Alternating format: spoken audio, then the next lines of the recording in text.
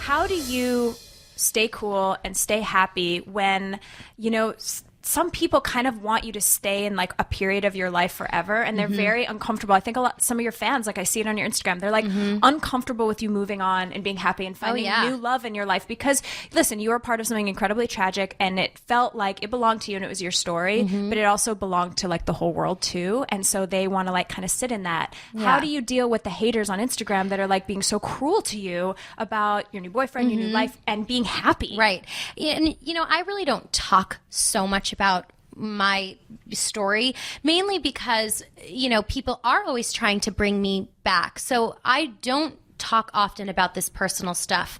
Obviously what's so great about your show is like, this is just a group of strong women, and it's, such a great place to talk about these things because they're really, important, especially when it comes to the issue of social media, where people really use it as such an open space to project a lot of hate. And, I love my fans and they're incredible, and they were really a part of my whole story and my whole journey with me, so I do come from a place of understanding, but it's also really hard. Every time I post a picture, then it's just a landslide of comments that, talk about my past and bring that up rather than projecting positivity. And even though, I don't think anyone is really projecting hate, it is positive. It is, it's nothing so terrible. But at the end of the day, we have to remember that what we put out there, it manifests and it creates energy. And you should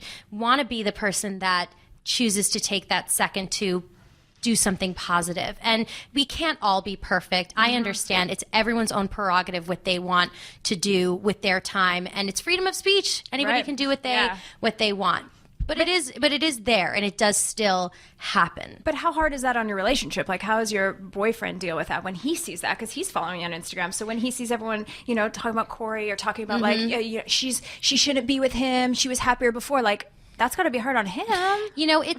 I have to say, like, that is honestly what I love so much about Matt. Like, he's always been, and Becca knows Matt really, really well. He's amazing. And, that's honestly, like, what is so incredible about him, because at the end of the day, this industry is really tough, and the only way to really get through is to create a solid unit. And that's really what we have been since day one. We've stood by each other,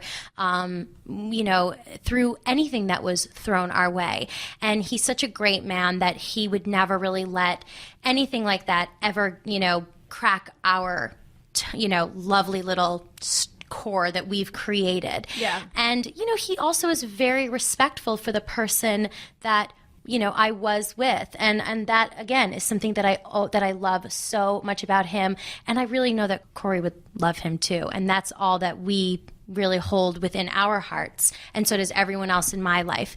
Other people don't know him, and they don't know my private life, so I understand people are going to say whatever it is that they want to say, but as long as he and I are good, my family's good, my friends are good, and we're happy, like, that's really all that matters.